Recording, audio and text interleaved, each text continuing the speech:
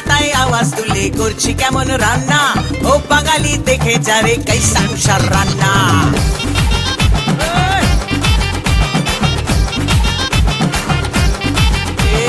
খুন্তি হাতায় আওয়াজ তুলে করছি কেমন রান্না, ও বাঙালি দেখে যারে কাইসা উষার রান্না।